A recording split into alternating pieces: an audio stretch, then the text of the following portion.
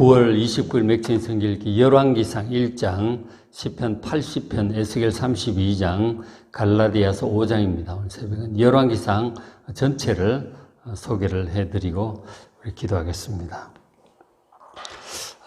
열왕기상이 이제 22장까지 있거든요. 열왕기상 이제 전체를 좀 말씀을 드릴게요. 그 앞에 있던 사무엘 상과 하는 이스라엘 초기 왕인 사울 왕 그리고 다윗 왕에 대해서 기록을 했어요. 그게 사무엘 상하의 내용입니다. 그리고 이제 이어지는 것이 열왕기 상하인데, 열왕기 상하는 이제 다윗이 죽고 3대 왕인 솔로몬 왕부터 솔로몬 왕이 죽고 나서 나라가 남북으로 갈라집니다. 북이스라엘과 남유다. 그래서 북이스라엘의 왕과 남유다 왕들을 번갈아 가면서 소개를 하는 것이 열왕기 상과 하의 내용이에요. 그래서 이제 보면은 믿음이 아주 좋은 왕들이 있었어요. 여호사밧 왕이나 히스기야, 요시야 같은 그런 믿음이 좋은 왕들도 있었고, 보통 정도의 왕도 있고, 그런가 하면 아주 하나님을 대적하고 우상을 섬기고 백성들을 잘못 이끌었던 악한 왕들도 있었어요. 그들을 보면서 우리가 이제 봐야 되는 거죠. 누구를 본받을 것인가? 이렇게 하면 안 되겠구나. 이렇게 하면 되겠구나. 이런 것을 이제 배우라고 여러 이제 사람들의 인생과 그 결과, 하나님의 평가, 이런 것들을 보게 하시는 거죠. 과연 나는 어떻게 살아야 할 것인가? 여러 왕들을 보면서 잘 배우시길 바랍니다. 열왕기상이 이제 1장부터 11장까지가, 그러니까 절반이 이 3대 왕인 솔로몬에 관해서 기록을 하고 있습니다.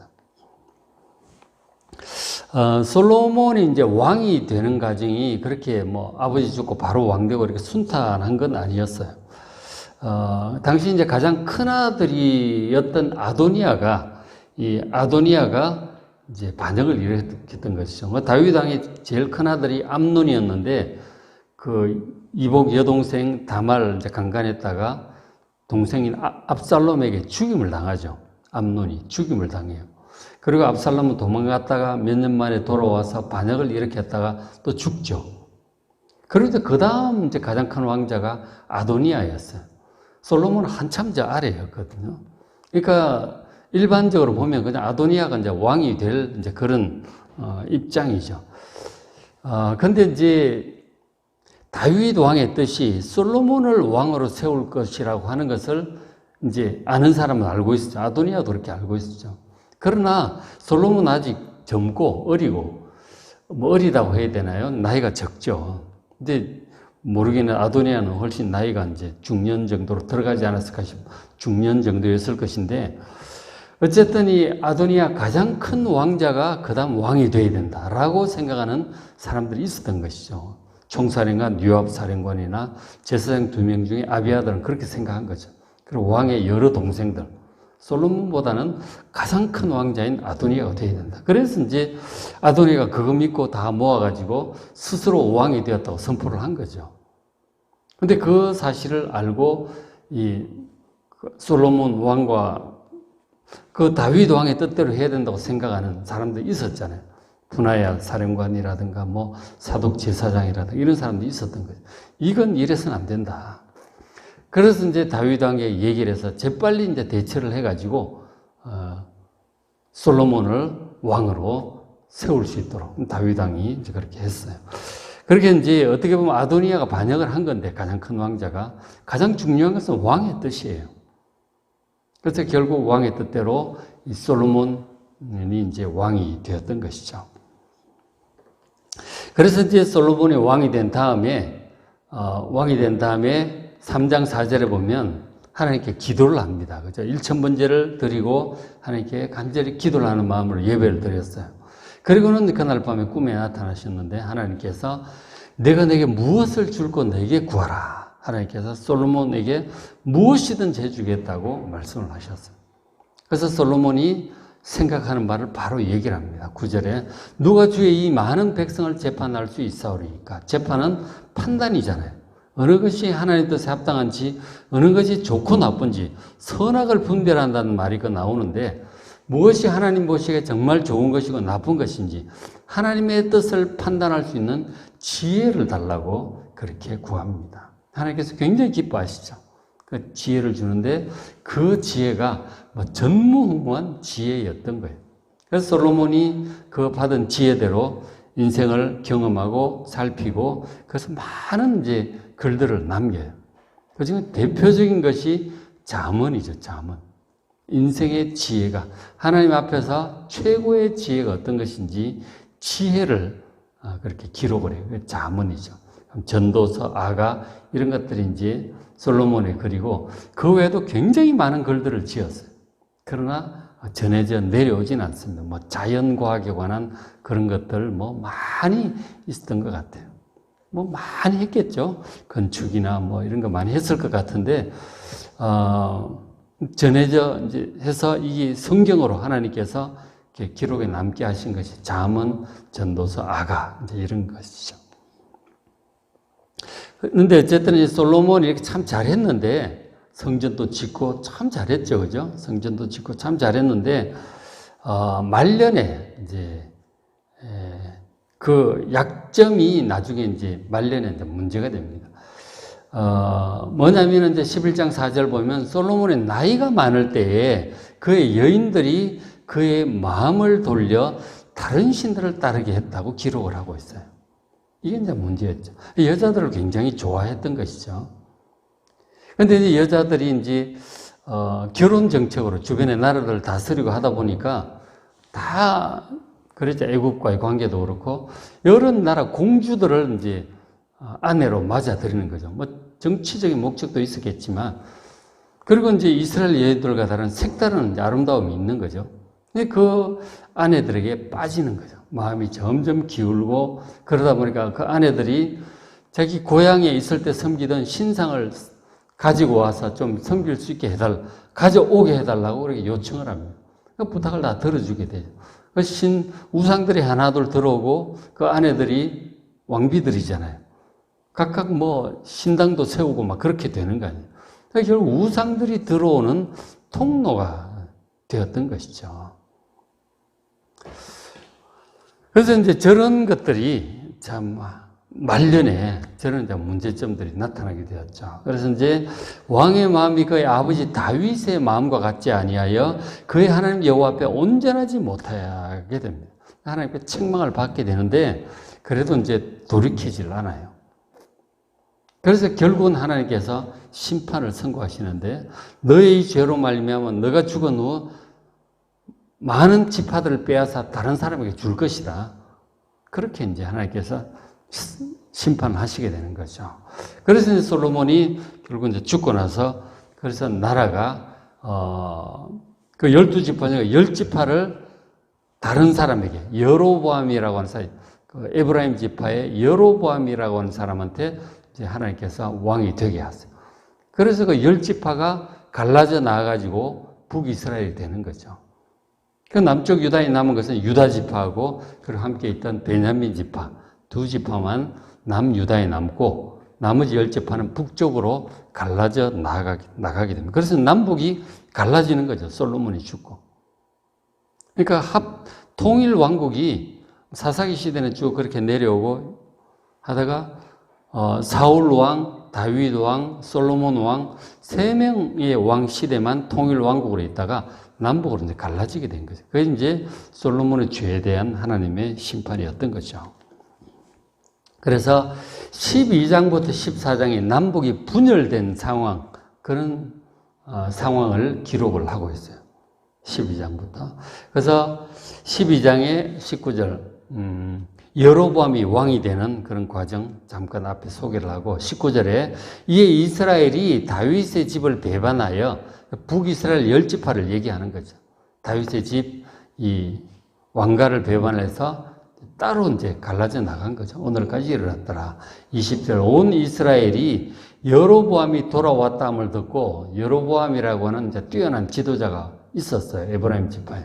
성을 건축하고 할 때 감독관이었는데 굉장히 지혜롭고 일을 잘하고 해서 솔로몬 왕이 그렇게 세웠던 사람이죠. 그런데 이제 그 사람을 왕으로 기름 부었다는 이제 얘기가 퍼져나가면서 솔로몬이 여로보암 죽이려고 하자 여로보암이 애굽으로 도망을 갔었어요. 갔다가 다윗이 솔로몬이 죽었다는 얘기를 듣고 이제 돌아온 거죠. 돌아왔다는 걸 듣고 사람을 보내 열지파 사람들이 그러니까 여로보암을 공회로 청해서 온 이스라엘 왕으로 삼았어요. 유다 지파에는 다윗의 집을 따른 적 없었다. 나중에 이제 베냐민 지파도 다윗 쪽으로 이제 유다 지파 쪽으로 붙게 되죠. 이스라엘 10지파, 남쪽 2지파 이렇게 해서 갈라지게 되었어요. 그래서 이제 그 내용이 12장부터 14장 분열 상황에 대해서 자세히 기록을 하고, 그리고 이제 분열해가지고 이제 막 전쟁도 하고 막 그러는 거죠. 그러니까 남쪽 유다는 솔로몬 왕의 아들인 르호보암 이 왕이 되었고, 북쪽은 10지파가 여로보암, 이름이 비슷하죠. 남쪽은 르호보암, 북쪽은 여로보암. 그렇게 이제 왕이 되었어요. 그래서 남북이 갈라진 것이죠.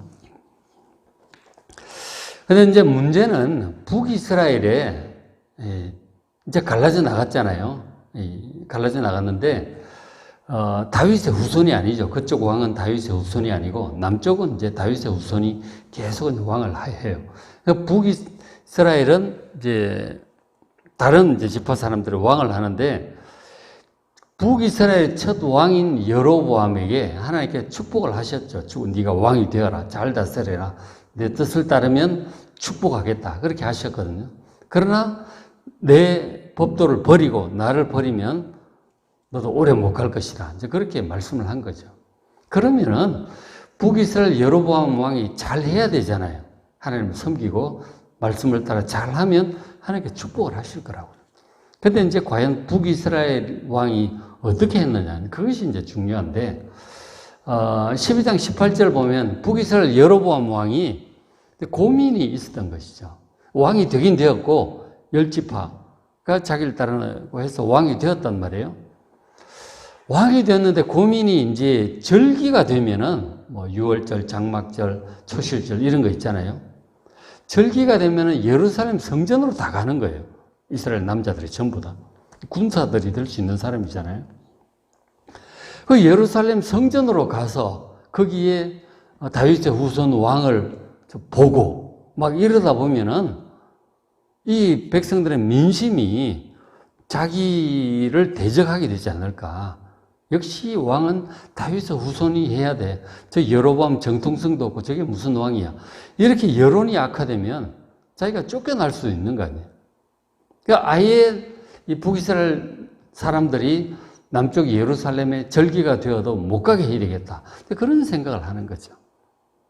그래가지고 이제 뭘 하느냐면 금송아지를 만드는 거죠.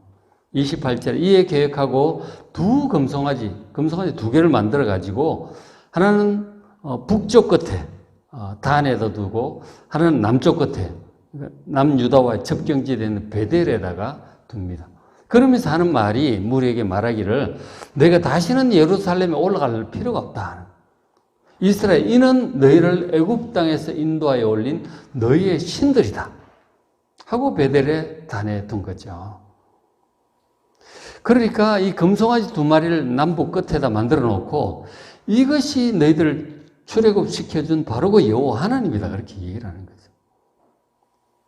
그런데 이것이 전혀 근거가 없는 얘기가 아닌 게 뿌리가 있어요. 왜냐하면 출애굽을 했을 때 모세가 이제 성막에 관한 계시를 받으러 산 위로 올라갔잖아요. 40일 동안 내려오지 않습니다.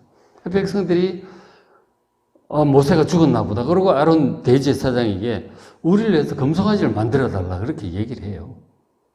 그래서 아론 대제사장 1대 대제사장이 금송아지를 만듭니다. 그리고는 그걸 만들어 놓고 이것은 우리를 출애굽시켜준 여호와 하나님이다. 그리고 거기서 춤을 추고 이제 막 난리를 한 거죠. 모세가 죽었다고 생각해서 그렇게 한 거죠. 그 금송아지가 바로 그들을 출애굽시켜준 여호와 하나님이라는 얘기가 거기서 나오는 거죠. 근데 나중에 모세가 내려와가지고 하나님의 뜻으로 진노를 하고 이 십계명 돌판도 받을 자격 없다고 깨버리고 금송아지 아주 갈아가지고 백성들을 마시게 하죠. 이런 우상을 섬기느냐? 10계명 중에 첫 1계명이 2계명인데 그래서 이거는 완전히 엉터리예요. 우상이에요. 여호와 하나님이 아니라니까. 근데 이제 그런 얘기들을 하고 막 그랬던 적이 있었던 거죠. 그거 가지고 이제 엉터리 같은데 근거를 두고 이 여로보암 북이스라엘 첫 왕인 여로보암 왕이 금송아지를 만든 거예요. 근데 백성들은 잘 몰라요. 뭐 성경이 있는 것도 아니고 뭐 지도자가 얘기를 하면 그런가 보다 하는 거죠. 그리고 제사장도 엉터리를 레위 지파 그 아론의 후손이 아닌 사람들 제사장으로 막 세우고 절기도 이상하게 만들어 놓고 그 백성들은 잘 모른단 말이에요. 얘기를 하면 그런가 보다 하는 거죠. 처음에는 좀 이상하다 그러다가도 뭐 지도자들 그러면 그런가 보다 하고 따라가게 되잖아요. 그래서 북쪽에는 아주 금송아지를 여호와 하나님으로 알고 섬기는 거죠. 하나님 법도를 따르지 않고 우상도 만들고 뭐 제멋대로 뭐 제사장에 뭐 이상하게 이제 그렇게 흘러가는 거예요. 그러면서 나중에 보면 뭐 바알 우상도 들어오고 막 들어오는 거죠. 북이스라엘은 그렇게 했고 금송아지 우상 숭배에 빠지기 시작하고 신앙이 곁길로 잘못 가기 시작하는 것이죠. 그래서 남유다는 그래도 성전이 있고 다윗의 후손 왕들이 있어서 또 제대로 이렇게 어느 정도 잘 이렇게 믿음을 지키면서 가게 되죠. 그래서 남북 상황에 대해서는 말씀을 조금 드리면 글자가 좀 작아서 잘 안 보일 텐데 어쨌든 설명을 좀 드리면 여기 솔로몬 왕이 죽고 북이스라엘 여로보암 왕으로 이렇게 쭉 갑니다. 그렇죠? 그리고 남쪽 유다에는 르호보암 왕, 다윗의 자손 왕들이죠. 이렇게 쭉 가는 거예요. 그죠? 이렇게 되는데 여기 이제 북이스라엘 여로보암 왕이 있죠. 그 남유다는 르호보암 왕 이렇게 갈라져서 이제 쭉 나라가 따로 가요. 이렇게 하는데 여기 북이스라엘 아합 왕이 있어요. 그죠? 아합 왕까지 가고 이렇게 쭉 가고 남유다 아하시아 왕까지 이렇게 갑니다. 선을 딱 그어놨는데 요까지가 열왕기 상이에요. 그죠? 열왕기 상. 그리고 그 뒷부분이 열왕기 하죠. 열왕기 하에 가면은 열왕기 하 17장에 북이스라엘이 멸망을 하고 그 이후에 남유다는 한 100 몇십 년 더 가요. 가다가 시드기야 11년에 바빌론에서 멸망을 하죠. 이게 이제 열왕기 하고 열왕기 상은 북이스라엘 아합 왕, 남유다 아하시아 왕까지가 열왕기 상이에요. 그렇죠? 22장까지 그렇게 했습니다. 이제 이렇게 되는데 남유다는 그 다윗 후손 왕들이 계속 왕을 해요. 그러나 북이스라엘은 계속 쿠데타가 일어납니다. 길어야 3, 4대 하다가 또 쿠데타 일어나는 왕조가 또 바뀌고 뭐 이 지파 저 지파 이제 계속 그렇게 하게 되죠. 우상 숭배의 죄에 빠져서 계속 이제 그렇게 하게 된 거죠. 그리고 이제 남북의 여러 왕들에 대해서 이제 성경이 평가를 해요. 하나님의 평가죠.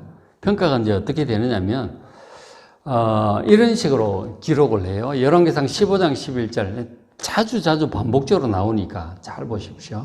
15장 11절에 남쪽 아사 왕입니다. 아사가 그의 조상 다윗 같이 하나님 보시기에 정직하게 행했다. 남색하는 자, 동성애 자들이죠. 그 땅에 쫓아내고 그의 조상들이 지은 모든 우상을 없애고 철저히 하나님만 섬기도록 우상들을 제거하고 백성들의 마음을 이렇게 하나님께로 모으는 그런 이제 선한 의로운 왕이었죠. 그래서 성경에서 평가하기를 아사가 그의 조상 다윗 같이 여호와 보시기에 정직하게 행했다는 거예요. 다윗처럼 했다는 것이죠. 그러니까 의로운 왕들은 다윗처럼 행했다는 거예요. 다윗이 정말 신앙의 모델임을 볼 수가 있는 것이죠. 그 반면에 악한 왕들에 대해서는 열왕기상 15장 34절 바하사가 북이스라엘 왕인데 여호와 보시기에 악을 행하되 여로보암의 길로 행했다는 것이죠. 북이스라엘 첫 왕, 여호와 하나님보다 인간적인 정치적인 이유로 우상 숭배의 길로 빠진 그 사람이 바로 여로보암이에요. 여로보암의 길로 행했다. 이것은 악한 왕인 것이죠. 인간적인 이유로 하나님을 떠나서 우상을 섬긴 그런 왕들이었던 것이죠. 그리고 혼자 그런 것이 아니고 지도자가 잘못되면 그가 이스라엘에게 범하게 한 그 죄 중에 행하였더라. 그러니까 백성들도 이제 우상을 섬기게 만드는 것이죠. 그러니까 악한 왕들은 여로보암의 길로 행했다고 표현하고 선한 왕들은 다윗처럼 정직하게 행했다 이렇게 표현을 하고 있어요. 그러니까 다윗을 본받아 전심으로 하나님 중심으로 행하시길 바랍니다. 그렇게 이제 여러 왕들을 평가하고 있는 거예요. 우리가 누구를 본받아야 될 것인가, 어떻게 본받아야 될 것인가 잘 살펴보시길 바랍니다. 그리고 이제 뒷부분에 17장부터 22장 상당히 길죠. 긴 부분 이제 열왕기상 마지막 부분이에요. 여기는 이제 주로 북이스라엘의 아합 왕과 그리고 그 시대에 사역을 했던 엘리야 선지자에 관해서 기록을 하고 있어요.